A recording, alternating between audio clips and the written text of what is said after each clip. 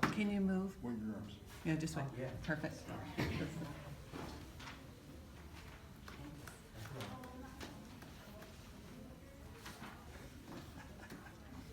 Does everyone remember having a dream when they were young? Maybe it was a bicycle with a banana seat and high handlebars, and you were dreaming about it, and then it arrived on a birthday. Or maybe you were lucky enough to wish for a brand new car after you graduated high school or college, and then someone bought that car for you. That dream came true too. Fellow Toastmasters, I would like to talk about the kinds of dreams that come from inside, and we have to make our way toward them. Two of my dreams that I'm going to talk about tonight came fairly easily. The third one, not so easily. I didn't even recognize it as a dream, and it was buried before it ever got any traction. When I was a little girl growing up in Massachusetts, I had this dream, and I don't know where it came from, but I always knew that I wanted to live somewhere warm. By the time I got to high school, I had another dream that I wanted to live on an island one day. Growing up, I lived in a modest family. My dad was a barber. My mom was a garment worker. And we had everything we needed. By age 16, I was working many hours at Sears. I saved up enough money to buy a car and pay for the insurance. My mom wanted me to be an independent woman, and my dad wanted the kids to do better than he had done. By senior year of high school, my guidance counselor counseled me, and he said, "Laura, you're really good in math. If you major in mathematics, you'll get a really good paying job." Okay, I want a really good paying job. I'll do that. 4 years later, I'm a senior in college, and it was the end of the year, and my social for the math club, the final one of the year. Yes, I was in the math club full of geeks, and we have socials, and the professors were invited to the social. We're having a couple of beers.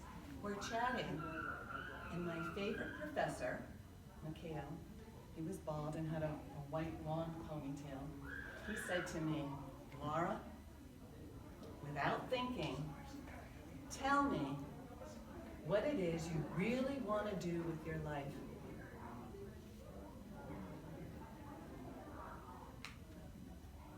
Out of my mouth escaped, "I would be a writer." I didn't know where that had come from. I had never even thought of this. You would never make that much money as a writer as you would as a mathematician. I agree with you, and it was astounding that it had come out of my mouth. All I knew at the time was that... Excuse me, I hate to interrupt, but you writers make some big money. Mathematicians are a dime a dozen. Really, you think so? You know, that might be true too, but in my case, I never could fathom the concept of becoming a writer. I just knew that I had a dream to live somewhere warm. I had a dream to live on an island, and I was going to have a good paying job. Stephen King? You're right there again. This dream of becoming a writer was buried on the spot. When I got my good paying job, it was with AT&T. And at age 28, AT&T transferred me to Orlando. Boom! Dream number one had come true. It is an island. Kind of. Well, it's a peninsula, I think, but we're getting to the island. Just one moment. We'll get right there in just a moment. When a couple years passed, my husband and I married.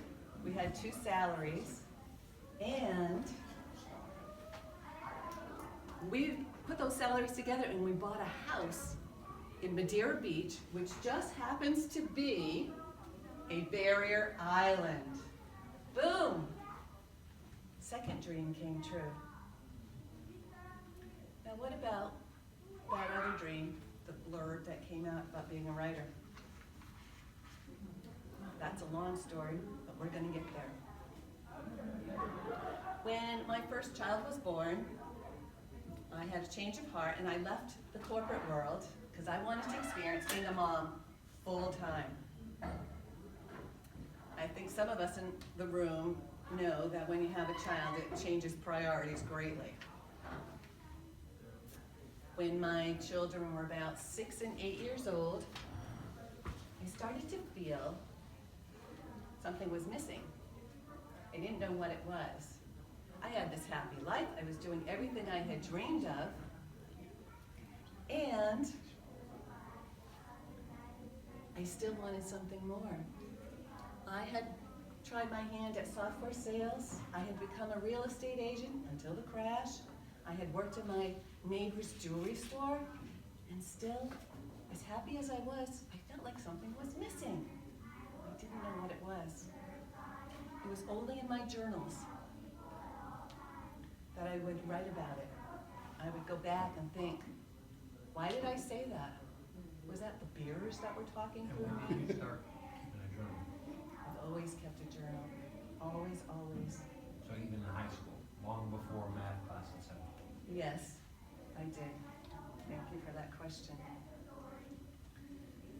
I would write in my journals that maybe I'm supposed to be a writer. Maybe I'm supposed to write children's stories because I'm a mom. Nothing came of it. Time passed. We all know what that's like. When my first son went off to college, I was very proud and happy. And I was wondering, what am I going to do next? By the time my second son went off to college, I was thrilled and very much interested in what I was going to do next. I had had all these years to figure it out, and I just didn't know. And it was so important to me to figure out what I might want to do for the rest of my life. What was my purpose? What was my dream? I wanted to figure it out.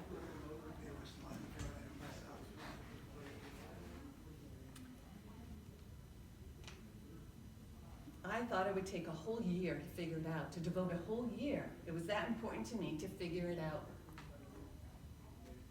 And then, life didn't give me that chance to figure it out. My mom needed me. I got pulled back into a role to care for her. The timing felt all wrong to me. I wanted to be out there figuring out what I really wanted to do, what my dreams were. And it was time to figure it out. Has anybody had that happen? You think your life is going to go one way, and then boom, you go in a different direction, and you're not ready for it? It's tough. I went through probably the 5 stages of grief. Anger, denial, bargaining, depression. The first 2 years, I went through a lot of turmoil and emotional stress. But then when I reached in that 3rd year and I reached that acceptance point, things changed. I realized all the inner strength I had found, and I became very clear. There was a lot of clarity in all that turmoil I had felt. It was at that same point during the acceptance that I got an email. And it was about an online writer's course. The description in this course felt like they had written it especially for me. Did you have something, a dream that was buried? Do you think about it and you don't do anything about it? Everything they were saying, it felt like it was written directly to me. I had 2 kids in college, money's flying out the windows. But I gathered up the money and I signed up for that course. 6 weeks later, I felt like a new person. That thing that I had been missing, that space that I wanted to fill, had been filled. I knew at that point that what had come out of my mouth was what I was looking for. I did want to be a writer. That was the dream I was looking for. and that felt good. Bronnie Ware wrote the book, The 5 Regrets of the Dying. And the number one regret, I have to paraphrase this, is that to live a life that's not true to yourself. And to look back and see how many of your dreams went unfulfilled.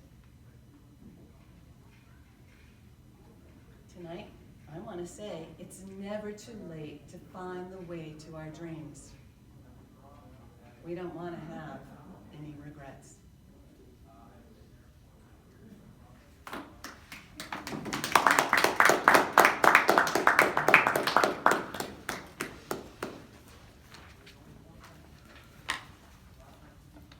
Thank you very much, Laura. Please, I think there are